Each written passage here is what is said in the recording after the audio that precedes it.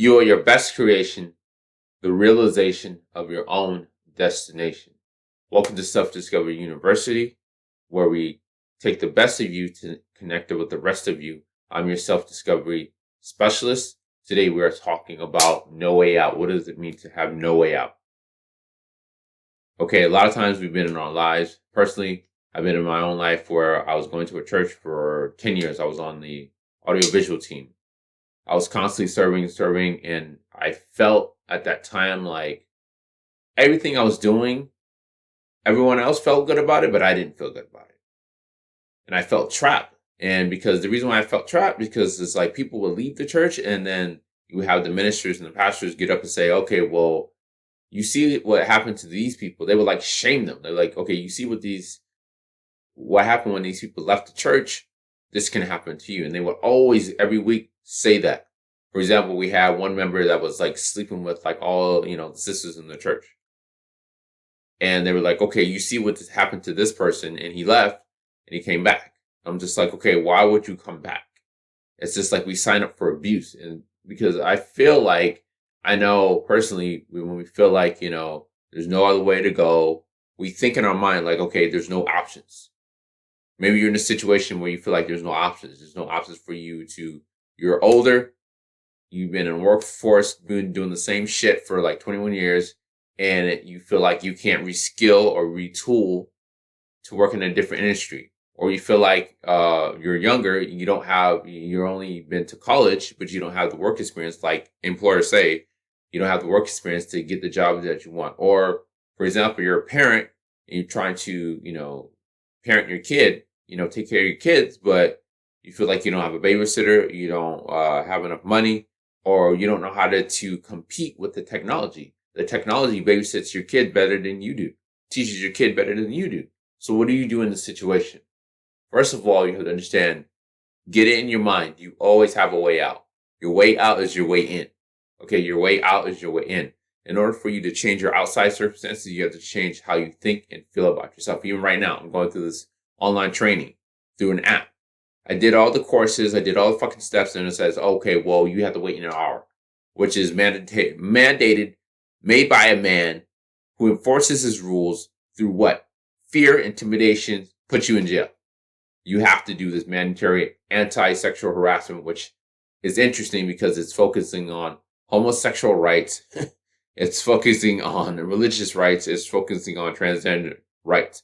Everything else, no. But I have to do it. And it says, okay, it keeps resetting the time. I'm like, no, motherfucker, you're going to do the time correctly. So what do? I can sit there and say, complain about it, get mad, send an email, text, or I can say, you know what? Let me use my creativity. I'm creative. Okay, so I'm going to what? Put my phone on and let that shit go through the timer.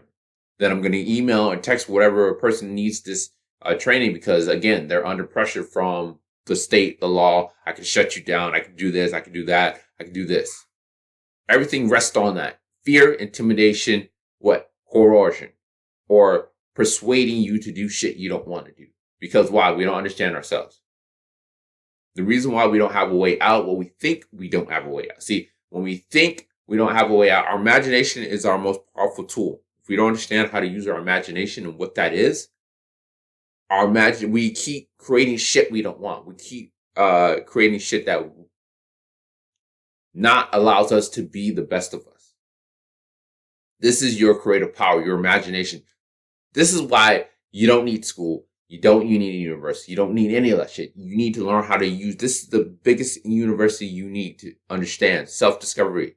You need to understand, look at your life. Okay, how many times have I created situations with people and environments and things I'm doing showed up in my life?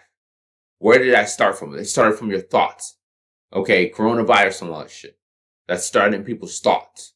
First, they put it on the TV. They put an image. And then they got you used to that image. And then they put the fear into you. They kept showing more and more images to where people have to take vaccinations. If you feel like you need to do something that someone else needs to do for you versus yourself, you need to check that. You create your own circumstance and situation. If your life sucks, look at all the shit that you watch on your phone. Look at all the shit that you think about. Just write it down, dude. This is why journaling is important. Journaling helps you to see what you think about yourself. And this is why we feel like we don't have a way out, because we think we don't have a way out. We speak we don't have a way out. We feel we don't have a way out. There's always a way out. You change your thoughts. You change how you see the situation. As in what? If I'm in a job that I hate and I've done it, hated the job. I was busting my ass. $14.50. I said, you know what? First, I had to get the thought in my head, there's better jobs out here that will pay me $17, $18 an hour. I had to consistently imagine myself working at a job, $17, $18 an hour, where they see worth and value in me. Constantly, before he even showed up. This is what you need to do. This is how you need to imagine your solutions every single day. If you do nothing else, if you take no action, this is the only action you need to take, your imagination.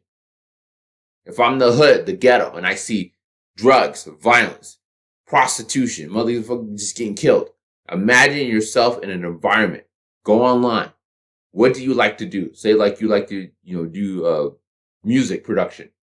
Imagine yourself in a studio, nice, comfortable studio, your own studio with your own high-tech laptop, gear, whatever you want. And you're around people who are creative, and you imagine yourself getting paid to make beats, getting paid to, sound design, getting paid to make clothes. Start there. Your imagination, your thoughts create your entire world. They tell you, they generate, operate, and direct what you see, how you feel, and how you be. For more information on how to develop your imagination muscles, that's what they are, imagination muscles. Like you have your muscles, you work out. You need to work out what you're thinking about, what you're focusing on. This is why that cell phone is very powerful. It's damn dangerous if you understand what you're doing. But your most important, more dangerous than your cell phone is your imagination. Email me at truecreative@mail.com. Email me at truecreative@mail.com for more assistance on how to develop your imagination muscles. Again, thank you for watching. Thank you for being here. Imagination. Tap into your true creative self. Thank you.